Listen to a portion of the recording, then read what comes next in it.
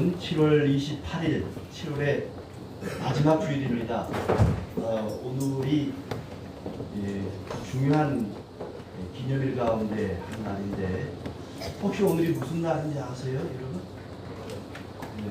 제가 군대 입대한 날입니다. 30년 됐는데 저에게는 굉장히 중요한 기념일입니다. 그때도 굉장히 더웠어요. 무지 더웠습니다. 제일 더울 때 들어갔던 것 같은데 참 많이 더웠습니다. 지금이야 뭐 에어컨이 이렇게 빵빵하게 나오고 그러지만은 30년 전만 해도 이렇게 겨우 선풍기 한 대 있고 내무반에 그랬던 것 같아요. 이렇게 더울 때는 제일 좋은 게 그늘 밑에 이렇게 햇빛을 가질 만한 그런 자리에 앉아 있거나 하면 제일 시원하고 있는데, 내무반에 있을 때는 이렇게 바람이 서로 통하도록 창문을 열어놓고 또 출입문을 열어놓고 이렇게 맞바람이 치게 하면 제일 시원했던 것 같습니다. 뭐든지 이렇게 소통이 잘 돼야 됩니다. 공기도 잘 소통이 돼야 시원하고, 물도 시냇물도 잘 소통이 돼야 막힘없이 흘러가. 그렇지 않으면 뚝이 퍼지기도 하죠. 고속도로에 차가 너무 많아서 소통이 안 되면 굉장히 고통스럽습니다. 소통이 잘 되면 형통하고 소통이 안 되면 고통입니다. 소통, 형통, 불통, 고통입니다. 우리 몸에 피도 그렇죠. 혈관이 잘 소통이 돼야 건강할 수가 있죠. 이게 제대로 소통이 안 되면은 몸이 아프기도 하고 큰 병을 앓게 되기도 합니다. 부모 자식 간에도 소통이 잘 돼야 되고, 하나님과 하나님 백성들 사이에서도 소통이 잘 돼야 됩니다. 이스라엘 백성들이 광야 40년 동안 고통을 당했던 것은 하나님과의 소통이 제대로 되지 않았기 때문에 그랬던 것입니다. 여러분에게 저와 여러분이 소통이 잘 되는지 한번 질문을 한번 드리도록 하겠습니다. 만약에 여러분이 이제 교회를 나온 지 1년이 되었는데 1년 만에 집에 우환이 닥쳤다. 멀쩡하던 아이가 큰 불치병을 앓게 되었다. 그런데 절에 다니는 이모님이 와가지고는 이런 병은 절에 가서 불공을 드리면 고칠 수 있다고 이야기를 하는 거예요. 그래서 딱 한 번이니까 눈 딱 감고 절에 가서 불공을 한번 드려야지 하고 갔다 왔더니 거짓말같이 아이가 나아버렸네. 여러분, 그러면은 종교를 바꾸시겠습니까? 그 정도 가지고는 안 될 것 같아요. 그러면 이번에는 어머님이 와가지고 점쟁이한테 한번 가보자 그러는 거예요. 갔더니 숫자 6개를 알려주는데 로또 1등이 당첨이 돼요. 40억. 세금 떼고 40억. 여러분 어떻게 하겠습니까? 하나님을 등지고 그쪽으로 갈래요? 그래도 교회를 열심히 다니시겠습니까? 이스라엘 백성들이 가나안 땅에 들어가기 직전에 하나님께서 아주 신신당부하신 말씀이 그 말씀입니다. 너희들이 틀림없이 가나안 땅에 들어가면은 다른 신 섬기라고 꿰는 사람들이 있을 텐데 절대 넘어가면 안 된다. 기적을 보여주면서 점쟁이가 와서 너의 과거를 맞추고 미래를 맞출지라도 절대 넘어가면 안 된다. 끝까지 뜻을 다하여 마음을 다하여 하나님만 사랑해야 된다. 이 말씀을 하고 계시는 겁니다. 12장 말씀은 너희가 가나안 땅에 들어가거든 하나님께 제사 드리는 장소를 바꾸면 안 된다. 하나님이 정해주신 그 장소에서만 제사를 드려야 된다. 가나안 사람들이 제사 드리던 산 땅에서는 절대 하나님을 섬겨서는 안 되고 하나님이 정해주신 곳에서만 하나님 섬겨야 된다 하는 말씀을 하시고, 그리고 하나님께 제사 드리는 방법을 바꾸면 안 된다. 장소를 바꾸면 안 된다. 그 다음에 방식을 바꾸면 안 된다. 하나님이 정해주신 방식대로만 하나님을 섬겨야 된다 말씀을 하십니다. 그리고 13장에 와서는 대상을 바꾸면 안 된다. 하나님만 섬기고 하나님만 사랑해야지 가나안 사람들의 신을 섬기면 안 된다. 오직 하나님만 섬겨야 된다. 틀림없이 너희가 가나안 땅 들어가면은 그들이 원래 섬기던 신을 같이 섬기자고 꿰는 사람이 있을 것이다. 절대 그 꿰임에 넘어가면 안 된다고 신신당부하십니다. 이 말씀을 통해서 우리에게 주시는 교훈은 첫째로 가나안에 들어가면 다른 신을 섬기도록 꿰는 사람들이 있을 것이다. 신앙의 길에는, 믿음의 길에는 유혹이 있습니다. 하나님을 등지게 하고 교회를 떠나게 하는 그런 유혹이 끊임없이 다가옵니다. 우리의 삶에도, 우리의 인생길에도 틀림없이 그런 일들이 있습니다. 하나님을 섬기는 신앙의 걸음에는 끊임없이 유혹이 있다. 신앙을 포기하게 하고 또 하나님을 등지게 하는, 우리가 악기를 배우다 보면 고비가 오지 않습니까? 피아노를 배우든지 기타를 배우든지 배우다 보면 고비가 와요. 그 고비를 넘어서야 발전을 합니다. 실력이 늘어나요. 신앙의 걸음에도 그런 유혹이 옵니다. 내가 이래도 계속 교회를 다녀야 되나, 내가 이런 데도 계속해서 하나님을 섬겨야 되나, 이런 회의가 오고 또 유혹이 오고 더 좋은 것을 주겠다는 다른 종류가 나에게 접근을 해오기도 합니다. 그렇게 끊임없이 우리에게는 유혹이 있죠. 교회를 다니는데 교인들이 하는 꼴을 보니까 내가 이 꼴을 보고도 교회를 다녀야 되나, 믿음 생활을 해야 되나 하는 그런 시험도 다가옵니다. 아무리 열심히 신앙생활을 하고 예배를 안 빠지고 열심히 기도해도 아무 유익도 없고 응답도 없고 더 안 좋은 일만 자꾸 생길 때 그런 유혹이 오죠. 내가 종교를 바꿔야 되나, 교회는 나한테 안 맞는 것인가, 그런 마음이 듭니다. 꿰는 사람들의 꿰임은 5절 끝에 보니까 내게 행하라 명령하신 도에서 너를 꿰어내려고 말하였습니다. 하나님에게서 떠나게 하려고 꿰는 자들이 있을 것이다 그랬고, 또 10절 끝에 보니까 여호와에게서 너를 꿰어 떠나게 하려 하는 자들이다. 하나님에게서 떠나게 하는 자들, 하나님을 배반하게 하는 자들이 틀림없이 있을 것이다. 가나안 땅에만 있는 것이 아니라 우리가 살아가는 삶의 자리에도 언제든지 그런 유혹이 있습니다. 하나님을 배반하게 하고 하나님을 떠나게 하는 그런 유혹들이 끊임없이 있을 것이라는 말씀입니다. 에덴 동산에서부터 있었습니다. 마귀가 뱀을 통해서 아담과 하와를 꿰지 않습니까? 하나님을 등지게 하고 하나님을 배반하게 하고 하나님을 떠나게 하고, 너희들이 선과 악을 알게 하는 나무 열매를 먹으면 하나님처럼 될까봐 하나님이 그걸 못 먹게 한 것이다. 마귀가 하와를 먼저 꿰고 그리고 아담을 꿰입니다. 에덴 동산에서부터 그 유혹은 시작이 되었습니다. 그리고 예수님에게도 나타나서 유혹하지 않습니까? 돌로 떡을 만들어 먹으라, 높은 성전 꼭대기에서 뛰어내리라 그러고, 나에게 절하면 천한 만국을 주겠다고 유혹하지 않습니까? 그 유혹은 누구에게나 언제 어디서나 있을 수 있습니다.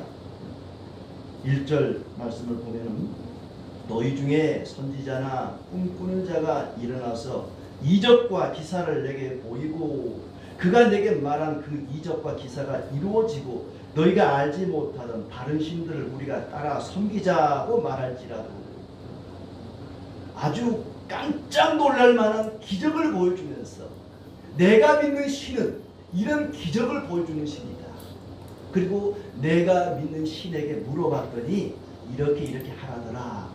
그대로 했더니 일이 잘 풀리는 겁니다. 잘 되는 겁니다. 그러면서 그러니 너도 여호와를 버리고 내가 믿는 신을 믿자. 그렇게 꿰는 자들이 있을 것이다. 유혹하는 자들이 있을 것이라는 말씀입니다. 우리 그런 생각을 하죠. 하나님은 전능하신 분이시고 온 세상을 창조하신 분이시고 지금도 살아 역사하시는 분이라면 그런 못된 사람들은 다 없애버리지, 유혹하는 자들을 다 멸하시지 왜 내버려 두셨을까? 이단 사이비 종교는 다 없애버리지, 다른 종교는 다 없애버리고 하나님 믿는 사람만 남겨두시지 왜 그런 종교, 그런 사람을 남겨두셨을까? 이유가 있습니다. 왜 이런 유혹이 있는가? 하나님이 진짜 능력자라면 하나님을 배반하게 하고 하나님을 떠나게 하는 그런 유혹자들은 다 없애버리시지 왜 그 사람들을 남겨두셨을까? 왜 다른 종교에도 기적이 있을까? 기독교에만 기적이 있는 게 아닙니다. 불교나 이슬람교나 그런 종교에도 기적이 나오고 기적이 있습니다. 우리 기독교에만 기적이 있는 게 아닙니다. 그런 종교는 기적 같은 건 안 나오게 하시지, 안 일어나게 하시지 왜 그런 종교에도 기적 같은 걸 주셨을까? 왜 그들도 미래를 맞추고 과거를 맞추고, 여러분 무당을 찾아 가보라는 소리 못하겠고 무당들 하는 짓을 한번 보세요. 과거를 다 맞춥니다. 갔다 와보신 분들은 알지 않습니까? 과거를 다 맞춰요. 미래도 맞춰요. 뭐 어떻게 하라 그러는데 그대로 했더니 딱 들어맞는 거예요. 다 맞춥니다. 왜 못 맞추게 하시지 맞추게 하실까? 왜 없애버리지 그 사람들을 남겨두셨을까? 왜 그럴까? 13절에 보니까 그 해답이 있습니다. 여호와께서 너희가 마음을 다하고 뜻을 다하여 너희의 하나님 여호와를 사랑하는지 여부를 알려 하사 너희를 시험하십니다. 너희가 진짜로 마음을 다하여 뜻을 다하여 하나님을 사랑하는지 아닌지 시험하기 위해서 그런 종교, 그런 기적들이 있다는 것입니다. 그러니까 여러분이 뭐 무당이 과거를 맞추고 미래를 맞추고 기적을 일으킨다고 해서 와 신기하다, 이게 진짜인가 보다, 그럴 필요가 없습니다. 얼마든지 그럴 수 있다는 거예요. 하나님이 허용했다는 겁니다. 왜요? 우리 믿는 성도들을 시험하려고, 진짜로 하나님을 사랑하는지 아니면 사랑하는 흉내만 내는지를 시험하기 위해서, 알곡과 가라지를 골라내기 위해서 그런 이단 사이비도 있고 또 온갖 종교의 기적들이 있다는 것입니다. 옥석을 가려내기 위한 하나님의 시험 방법입니다. 아브라함도 하나님이 시험하셨어요. 창세기 21장 1절을 보니까는 아브라함을 시험하사 그 아들 독자 이삭을 하나님께 제물로 바치라 그러지 않습니까? 하나님은 시험합니다. 이 성도가 진짜 성도인지 가짜 성도인지, 이 사람이 진짜 나를 사랑하는지 사랑하는 흉내만 내는 것인지 하나님은 알고 싶어 하십니다. 몰라서 그러는 게 아니라 아시면서도 진짜로 우리를 한번 테스트해 보시는 거죠. 하나님께서 우리를 시험하기 위해서 다른 종교를 이용하신다는 겁니다. 다른 종교인이 여러분을 유혹할 때 하나님 믿지 말고 내가 믿는 신을 믿으라 하든지, 아니면 주일날은 그냥 교회 가시고 평일날 한번 나랑 같이 절에 갑시다 라고 유혹을 할 때에 아하, 하나님이 나를 시험하시려고 이 사람을 보냈구나, 내가 진짜로 하나님을 사랑하는지 아니면 가짜로 사랑하는지 시험하기 위해서 이 사람을 나에게 보내셨구나 라고 생각하시면 틀림이 없습니다. 다른 종교도 기적이 있고 과거와 미래를 맞추기도 합니다. 또 그 종교를 갔더니 병이 낫기도 하고 사업이 잘 풀려나가기도 합니다. 결혼을 앞둔 여성이 이 약혼한 남자가 진짜 나를 사랑하는지 안 사랑하는지 어느 날 아주 미모의 여성을 몰래 보내가지고는 남자친구를 한번 시험을 해보는 거예요. 아, 저랑 같이 사귀지 않겠습니까? 그러면 이 남자가 진짜로 결혼할 사람을 사랑하는지 안 사랑하는지 알 수 있지 않겠습니까? 마치 그와 같습니다. 하나님께서는 우리가 진짜 하나님을 사랑하고 섬기려고 하는지 아니면 가짜로 그러는 것인지 시험하기 위해서 다른 종교를 통해서 기적이나 또 과거나 미래를 맞춰내는 그런 일을 통해서 우리를 시험한다는 것입니다. 그 시험은 항상 있을 것입니다. 에덴 동산에서부터 이 세상 마지막 때까지 우리 주변에 맹돌고 있을 것입니다. 요한계시록 13장 13절에 보니까는 적그리스도가 마지막 때에 어린 양을 흉내내서 불이 하늘에서 내려오는 이적을 보여줄 것이다. 성경에 나오는 기적, 엘리야 때 갈멜산의 하늘에서 불이 떨어졌던 그 기적을 보여주는 적 그리스도가, 하나님을 배반하는 사탄이 기적을 보여주면서 봐라, 나를 따르라, 그런 날이 온다는 것입니다. 마태복음 24장에도 보면 그리스도의 이름으로 큰 표적과 기사를 보이게 될 것이다. 마지막 때가 되면은 사탄이 우리 앞에 기적을 보여주면서 나를 따르라, 여호와를 떠나서 나를 따르라고 유혹하게 된다는 것입니다. 데살로니가 후서 2장 9절 말씀을 보니까 악한 자의 나타남은 사탄의 활동을 따라 모든 능력과 표적과 거짓 기적과 불의의 모든 속임으로 멸망하는 자들에게 있으리니 이는 그들이 진리의 사랑을 받지 아니하여 구원함을 받지 못함이라. 마지막 때에 악한 자가 나타나서 능력과 표적과 기적을 보이면서 자기를 따라오라고 유혹한다는 것입니다. 그런 일들이 끊임없이 있을 것입니다. 하나님과의 관계를 끊어버리려고 하는 이 유혹이 계속된다는 것을 잊지 마시기 바랍니다. 두 번째로, 사람들이 그 유혹에 왜 넘어가는가? 그런 유혹이 있을지라도 유혹을 물리치면 되는데 유혹을 물리치지 못하는 이유가 무엇이냐 하면 목적과 수단이 잘못되면 그렇습니다. 하나님을 기쁘시게 하고 하나님께 영광을 돌리는 것이 우리 신앙생활의 목적입니다. 그런데 자기 소원을 이루기 위해서, 자기 만족을 위해서 신앙생활을 하고 하나님을 따르는 사람은요, 자기가 원하는 것을 얻지 못하면, 자기 소원을 이루지 못하면 언제든지 하나님을 떠나고 그 유혹에 빠져 넘어갈 수가 있습니다. 목적과 수단이 잘못되면, 뒤바뀌면 그럴 수가 있습니다. 12장에 보면은 하나님을 섬길 때에 이방인들이 섬기는 방식으로 섬기지 말라는 말씀이 있습니다. 하나님이 말씀하신 대로 하나님을 섬기라는 것입니다. 이방인들의 종교 행위는 그 제사를 받으시는 분을 생각하지 않습니다. 제사 드리는 사람에게 초점이 맞춰져 있습니다. 제사 드리는 사람이 만족하고 제사 드리는 사람의 오감을 만족하기 위한 그런 형식으로 제사를 드립니다. 우리가 예배를 드리는 것은 예배 드리는 사람에게 초점을 맞출 것이 아니라 예배를 받으시는 하나님께 초점을 맞춰야 되는 것입니다. 예배는 앞에 선 사람이 공연을 하고 여러분이 관람을 하는 것이 아닙니다. 앞에 나서서 기도하고 찬양하는 사람들이 공연을 하고 앉아있는 사람들을 구경하는 그런 자리가 아닙니다. 우리 모두가 같이 하나님께 예배를 드리는 것이고 영광은 하나님만이 받으시는 겁니다. 제가 설교를 하고 여러분은 그 설교를 듣는 역할을 지금 하고 계시는 겁니다. 그것을 보시고 하나님이 영광을 받으시고 우리에게 은혜와 기쁨과 즐거움을 나누어 주시는 것입니다. 그러기 때문에 목사는 부담이 좀 덜 돼요.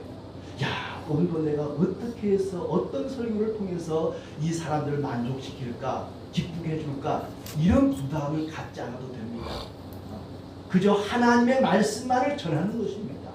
목사가 하나님을 알면 얼마나 알겠습니까? 성경을 알면 얼마나 알겠습니까? 여러분보다 조금 더 많이 읽고 열심히 읽고 깨달은 것을 그저 전하는 것입니다. 여러분은 그 말씀을 듣고 아멘으로 화답하고 하나님께 영광을 돌릴 때에 하나님 우리를 위로하시고 은혜를 주시고 기쁨을 나누어 주시는 것입니다. 예배의 목적은 하나님께 영광을 돌리는 것이지 우리의 소원을 이루는 것이거나 우리가 만족하기 위해서 예배드리는 것이 결코 아니라는 것입니다. 신앙의 목적도 마찬가지입니다. 내 소원을 이루기 위해서, 내가 만족하기 위해서 하나님을 섬기고 하나님께 예배드리는 것이 결코 아닙니다. 디모데후서 4장 10절에 보니까 바울이 대만은 세상을 사랑하여 나를 버리고 데살로니가로 떠났다라는 말을 합니다. 대마라는 사람은 세상을 사랑했습니다. 세상에 있는 것들을 사랑했습니다. 세상에서 부유하고 세상에서 성공하고 세상에서 건강하고 이 세상 것들을 사랑했는데 평생을 따라다녀봐도 그게 내 손에 쥐어지지 않는 것입니다. 세상을 사랑하여 바울을 버리고 떠났다고 이야기합니다. 신앙의 목적이 잘못된 사람은 자기가 원하는 것을 얻지 못하면 과감하게 버리고 유혹에 빠져 다른 종교로 세상으로 떠나고 맙니다. 목적과 수단이 바뀌면 그렇게 됩니다. 하나님 앞에 내가 필요한 것을 원하는 것을 구했는데 하나님은 주시지 않습니다. 그런데 다른 종교에서 우리 종교로 오면 그거 줄게. 네가 원하는 건 다 줄게. 우리 종교로 와. 그렇게 유혹할 수가 있단 말입니다. 하나님께 받아낼 것만 집중할 것이 아니라 우리는 하나님께 집중을 해야 됩니다. 하나님이 원하시는 것이 무엇인지, 하나님이 기뻐하는 것이 무엇인지에 우리의 관심을 둬야 할 것입니다. 부모는 안 된다는데 절대 안 돼. 아들이 오토바이 사달라고 안 돼. 그거 사면 큰일 나. 안 된다는데 옆집 아저씨가 내가 사줄게. 오늘도 내 아들 해라. 그러면 따라갈 겁니까? 하나님은 안 된다는데 다른 신이, 다른 종교가 내가 줄게. 나한테 와. 그렇게 유혹한단 말입니다. 우리는 하나님이 내게 원하는 것보다 내가 원하는 것에 관심을 더 많이 둘 때가 있습니다. 내가 원하는 것은 내려놓고 하나님이 원하는 것이, 내게 원하는 것이 무엇인지에 관심을 가져야 됩니다. 사람은요, 기적에 약합니다. 기적을 보면 마음의 유혹이 더 깊어져요. 더 따르고 싶은 마음이 생겨납니다. 베드로서 2장 12절에 사람을 가리켜 이성 없는 짐승이라는 표현을 씁니다. 사람은 머리로 생각하고 그것이 그런가 아닌가 곰곰이 판단하고 분별하기보다는 그 감정에 이끌려서 기적을 따를 수가 있다는 것입니다. 목사님, 여기 왔더니, 이 종교에 왔더니 제 병이 다 나아버렸어요. 근데 어떻게 제가 다시 교회를 가겠습니까? 다 망해가던 사업인데 이 종교로 왔더니 사업이 너무 잘 됩니다. 그런데 제가 어떻게 다시 교회를 가겠습니까? 그런 사람은 예, 안녕히 가세요. 빠이빠이 하는 겁니다. 사람이 은혜를 받고 풍성해지고 풍요로워지면은 하나님을 더 잘 섬길 것 같은데요. 그렇게 되면은 오히려 하나님을 떠나기가 쉽습니다. 배가 불러서 하나님, 제가 배불러요. 제가 원하는 거 다 이루었어요. 다 가졌습니다. 이제 하나님 필요 없습니다. 빠이빠이. 하나님 안녕히 계세요. 목적이 잘못된 사람, 자기가 원하는 걸 얻어내기 위해서, 자기에게 필요한 걸 받아내기 위해서 신앙생활하는 사람은요, 배부르고 등 따시면 하나님 배반하고 떠납니다. 자기가 원하는 것 다 손에 쥐게 되면 더 이상 하나님 필요 없다 그러고 하나님 떠날 수 있습니다. 신앙의 목적이 분명해야 됩니다. 하나님을 기쁘시게 하고 하나님께 영광을 돌리는 것이 우리 신앙의 목적이 되어야 줄로 믿습니다. 그런데 이 유혹은 멀리 있는 사람이 하는 것이 아닙니다. 아주 가까운 사람으로부터 유혹이 다가온다는 것입니다. 6절 말씀해 보니까 내 어머니의 아들 곧 내 형제나 내 자녀나 내 품의 아내나 너와 생명을 함께하는 친구가 가만히 너를 꿰어 이르기를 너 아래 조상들이 알지 못하는 다른 신들을 섬기자 한다는 것입니다. 남들이 그러는 게 아니에요. 아주 가까운 사람이, 한 입을 덮고 사는 아내가, 남편이, 피를 나는 형제가 다른 신을 섬기자고 깬다는 것입니다. 그래서 친근한 관계를 이용해서 유혹을 하지요. 다른 종교를 가진 사람들이 포교를 할 때, 우리도 물론 전도할 때 마찬가지입니다만은 이 친분 관계를 먼저 쌓아요. 요즘은 그 뭡니까, 중고거래하는 당근을 이용해서도 또 그렇게 한다 그러더라고요. 뭐 무료 나눔하면서 막 좋은 거 비싼 거 막 그냥 무료로 주면서 친분을 쌓아서 유혹을 한다는 거예요. 아주 친하게 지내서 친한 사람이, 가까운 사람이 그렇게 유혹을 한다는 것입니다. 누가복음 14장 26절 말씀 보니까 무릇 내게 오는 자가 자기 부모와 처자와 형제와 자매와 더욱이 자기 목숨까지 미워하지 아니하면 능히 내 제자가 되지 못할 것이다. 가족을 미워하지 않으면 주님의 제자가 되지 못한다는 얘기는 가족들이 우리의 신앙을 유혹하고 하나님을 배반하고 등지게 할 수가 있다는 것입니다. 그렇다고 해서 가족들을 막 미워하고 원수처럼 대하라는 얘기는 결코 아닙니다. 오늘 1절 말씀 보면 너희 중에 선지자나 꿈꾸는 자가 일어났으면서 너희 중에, 그리고 2절에 그가 내게 말한 그 이적과 기사가 이루어지고 너희가 알지 못하는 다른 신을 우리가 따라 섬기자 말할지라. 너희 중에 이방인들이 와가지고는 우리가 믿는 신을 믿읍시다 그렇게 말하지 않고 너희 중에 이스라엘 백성 가운데 가나안 땅 들어가서는 우상을 받아들이고 그 받아들인 사람이 다른 사람을 유혹한다는 얘기입니다. 멀리 있는 사람이 유혹하지 않습니다. 가까이 있는 사람, 친한 친구가 와서 다른 종교로 바꾸자, 갈아타자, 다른 신 섬기자, 그럴 수 있다는 것입니다. 가족이, 친구가, 부모, 형제가 그럴 수 있다는 것입니다. 그런 사람들이 사방에 둘러싸여 있다. 7절에 내 사방을 둘러싸고 있는 민족들 가운데 그런 사람들이 있습니다. 우리의 사방에 우리를 하나님으로부터 떠나게 만들고 하나님을 등지게 만드는 유혹자들이 늘 있습니다. 제가 한때 세탁소에서 아르바이트를 하는데요. 아르바이트 하는 그 집 사장님, 여자 주인이, 제가 전도사 때인데 일 끝나고 나서 꼭 밤에 어딜 가자. 처음에 어디로 가는지 몰랐어요. 나중에 보니까 전쟁이를 찾아가, 무당을 찾아다니는 거예요. 주차장에 기다리고 있으라 그러면서, 저 운전하는 이제 기사였거든요. 꼭 보고 와서는 저도 한번 보라는 거예요. 전도사한테 점도 한번 보고 무당도 찾아가서 굿도 해보고 잘 된다는 거예요. 자기는. 그러니까 늘 무당 찾아가서 물어보는 게 뭐냐면 감옥에 가 있는 자기 남편 언제 나오나 그걸 물어보는 거예요. 때가 되면 나올 텐데 그걸 물어봐요. 멀리 있는 사람이 나를 유혹하지 않습니다. 아주 가까이 있는 사람, 아주 친한 사람이 나를 유혹할 수가 있다는 것입니다. 그렇게 되면 이 사람의 이 부탁을 거절하면 이 사람하고 관계가 끊어지는 거 아니야? 그런 마음 때문에 한 번쯤은 가줄게. 한 번이 두 번 되고 두 번, 10번 되고 그냥 유혹에 빠지고 마는 것이죠. 피를 나는 형제를 할지라도 한 입을 덮고 자는 마누라를 할지라도 따라가면 안 된다. 꾀임에 빠지면 안 된다는 것입니다. 아담을 유혹한 사람이 누구였습니까? 한 입을 덮고 자는 마누라였습니다. 하와가 와가지고 여보 맨날 먹던 것만 먹으니까 마타리도 없는데 저거 선악과 저거 먹어봅시다. 새로운 걸 먹어보자고 그러니까 아담이 굉장히 부담스러웠을 것 같아요.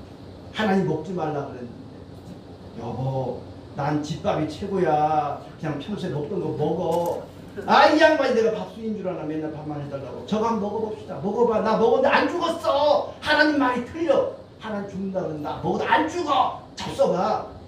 그 먹었다가 둘 다 꾀에 빠진 거 아니겠습니까? 멀리 있는 사람이 나를 유혹하지 않습니다. 아주 가까이 있는 사람이 나를 유혹할 수 있습니다. 물론 우리가 처자식을 사랑하고 부모를 공경하는 것은 칭찬받아 마땅한 당연한 일입니다. 부부간에도 서로 비밀이 없이 허물이 없이 사랑하는 게 마땅한 일이죠. 어떤 사람은 남편이 비상금 감춰놓은 걸 잊어버려가지고 분명 물어보네요. 여보 내 비상금 어디 감춰놨는지 알아? 혹시 기억이 안 나네? 비밀 있으면 안 되죠. 부부간에 부모 형제간에 사랑하는 건 마땅한 일입니다. 미워하라는 얘기가 아니에요. 그 얘기가 가까이 있는 사람이 나를 유혹할 수도 있다 그 얘기입니다. 그럴지라도 따라가지 마라. 자, 이렇게 유혹을 이겨내기 위해서 어떻게 되느냐? 단호해야 됩니다. 여기 보니까 죽이라 그랬어. 죽이라. 너희를 죽여라.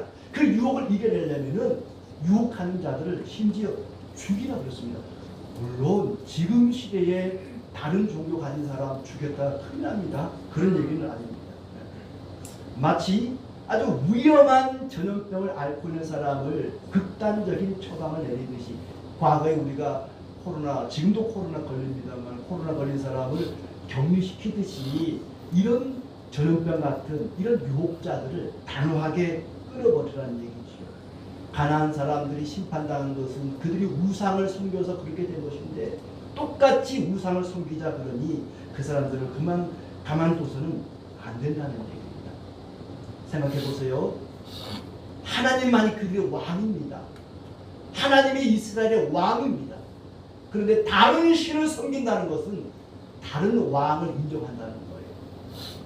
고대 사회의 왕정 시대에 지금 있는 왕이 멀쩡한데도 다른 사람을 왕이라고 부르면 그게 뭐예요? 연못죄입니다. 연못죄. 연못죄는 뭘로 다스려요? 극형에 다스리는 거예요. 하나님이 계시는데 다른 신을 섬기는 것은 연못죄입니다. 다른 왕을 인정하는 게 되는 거예요. 그래서 죽이라는 것입니다. 지금은 종교를 강요하는 그런 시대가 아닙니다. 종교의 자유가 있는 시대입니다. 그렇기 때문에 우리 시대에 이걸 똑같이 적용해가지고 다른 종교 가진 사람을 막 죽이거나 해코지해서는 안 되죠. 이슬람 같은 경우는 그런 경우들이 있습니다. 다른 종교를 죽여야 하는 대상으로 보는 그런 경우도 있죠. 우리는 결코 그렇지 않습니다. 하나님께서 유혹자들을 단호하게 죽이라, 깨버리라, 제거해버리라. 그런 생각도 들어요. 그 사람이 나를 유혹하기 전에 내가 먼저 유혹을 해야겠다. 전도하라는 얘기입니다. 다른 종교를 가지고 나를 유혹하기 전에 내가 먼저 종교를 이렇게 전도를 해야 되지 않겠습니까? 내가 먼저 전도하면 유혹 당할 일이 없지 않을까 하는 생각도 해봅니다. 8절에 보니까 너는 그를 따르지 말며 듣지 말며 긍휼히 여기지 말며 애석히 여기지 말며 덮어 숨기지 말고 너는 용서 없이 그를 죽이되 용서하지 말고 그를 죽이라. 3절에 보니까 청종하지 말라 하는 말씀도 있습니다. 우리가 하나님 말씀을 청종하되 이런 유혹자의 말은 청종해서는 안 됩니다. 청종해야 할 것이 있고 청종하지 말아야 할 것이 있습니다. 아예 쳐다보지도 말라는 얘기입니다. 남아프리카에 가면은 눈빛으로 새를 유혹하는 뱀이 있답니다. 새가 그 뱀의 눈빛을 한번 보면 헤어나오지를 못한대요. 날카로운 눈빛에 빠져가지고 그냥 잡아먹히고 만다는 것입니다. 유혹자들은 그런 날카로운 눈빛으로 우리를 유혹합니다. 아예 그 눈빛을 쳐다보지 않는 것이 상책 아니겠습니까? 청종하지 말고 또 우리를 하나님으로부터 떠나게 만드는 모든 것들을 제거하라고 말씀하십니다. 마태복음 7장에 보시면은 불법을 행하는 자들아 나를 떠나가라. 주님께서 그렇게 말씀하십니다. 12절에 예외 없이 모든 것을 파멸하라고 말씀하십니다. 하나님은 질투하시는 하나님이십니다.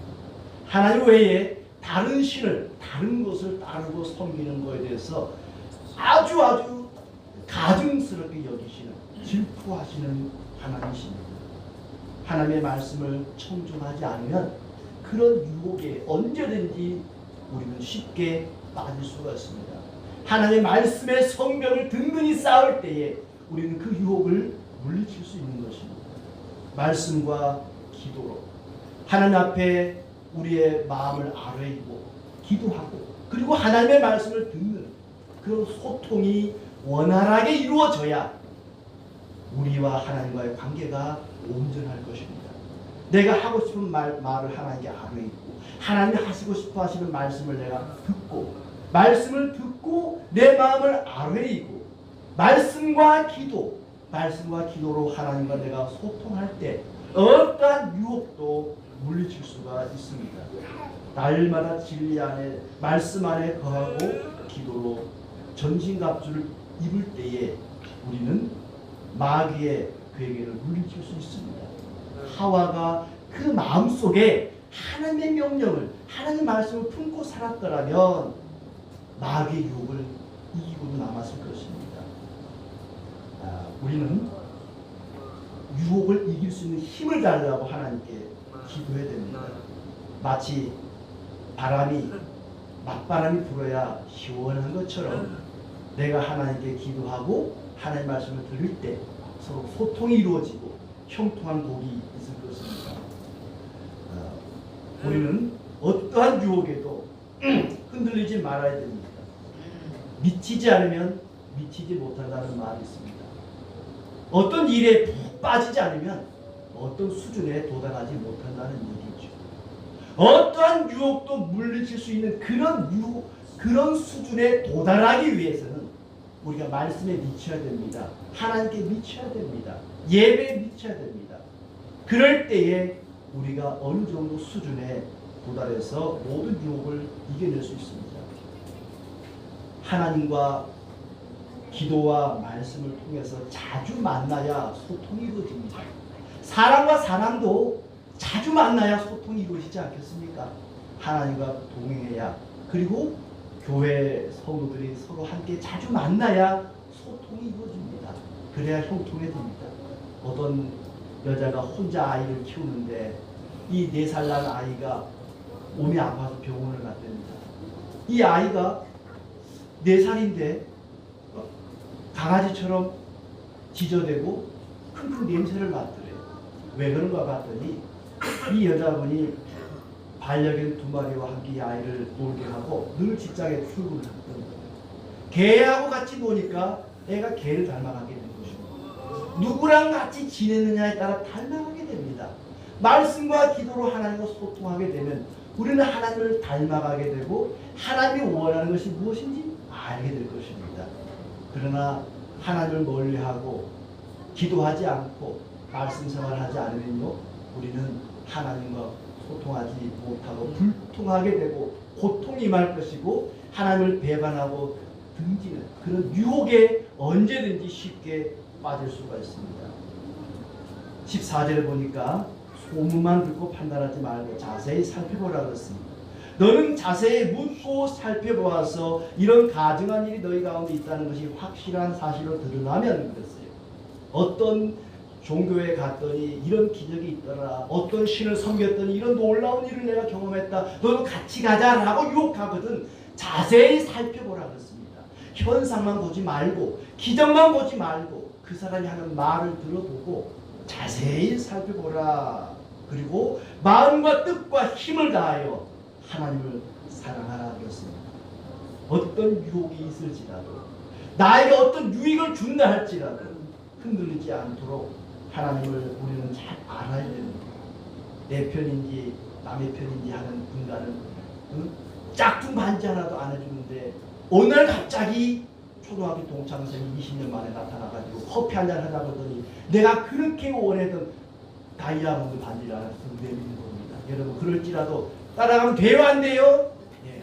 그런 유혹이 우리의 신앙의 걸음에 언제든지 있을 수 있습니다. 그럴지라도 말씀과 기도로 잘 무장해서 그 꾀임에 넘어가지 않기를, 그 유혹에 넘어가지 않기를 바랍니다. 교회를 떠나게 만들고 하나님을 등지게 하고 배반하게 하는 유혹이 우리의 신앙의 걸음에 언제든지 있다는 것을 기억하고 전심전력을 다하여 하나님을 사랑하고 믿고 섬기는 우리의 삶이 되기를 진심으로 축복합니다.